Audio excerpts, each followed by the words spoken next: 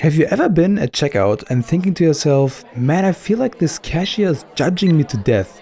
Like, bro, please stop. Well, what is going on inside the mind of a cashier? I am here to answer. Who am I? I am Clothings, your trusted part-time cashier of choice who transcended from the heavens. No wait, this metaphor isn't quite right. Who rose from corporate hell to enlighten you. First of all, general thoughts. And yes, there will be exceptions, but this should apply to most of us. We don't really care about what you look like or what you buy, unless it's very unusual. For example, you buy cucumbers, eggplants, condoms and lube. I don't really care. But you buy 12 metric tons of cleaning agents? Yeah, that's wild. What are you gonna do with that? Cleaning the room of your average league player? Like, what? And if we are already on the topic of irritating customers, piggy banks.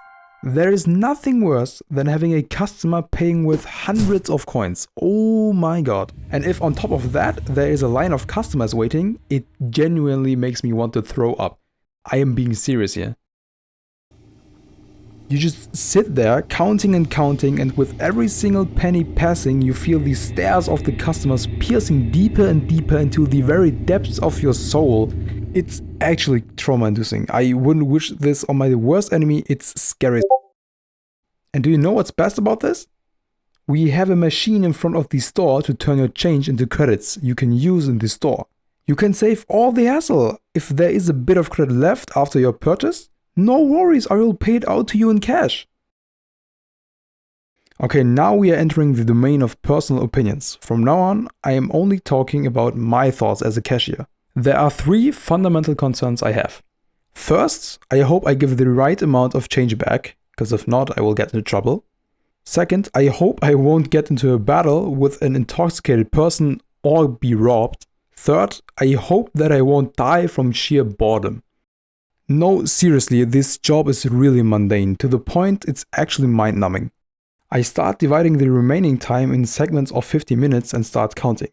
It gets especially excruciating in the closing hours. Usually, if there are no customers, I start daydreaming, but one time I even started counting up in binary numbers. And compared to doing absolutely nothing, it was quite entertaining, not gonna lie.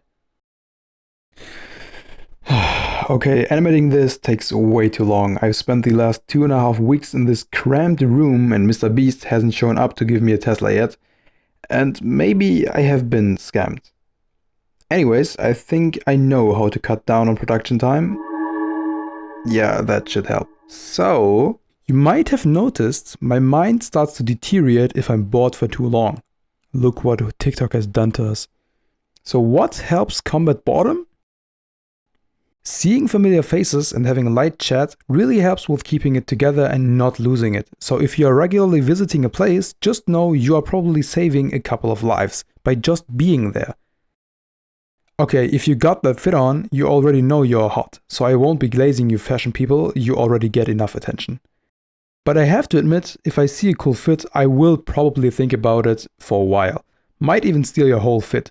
So beware of my piercing stare, you might lose your fashion sense.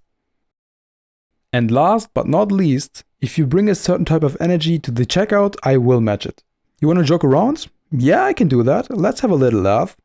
You treat me with kindness and patience. First of all, thank you. I will do everything I can to make you feel like you had the best checkout experience in your life. You behave a bit rude and bring negative energy? No worries, we all have a rough day every now and then. I hope you get home safely and take a rest. To be honest, as long as you aren't a jerk, most cashiers won't judge you. And yeah, that's kinda it. Cashiers are bored most of the time and won't judge you if you know how to behave yourself. Bye bye.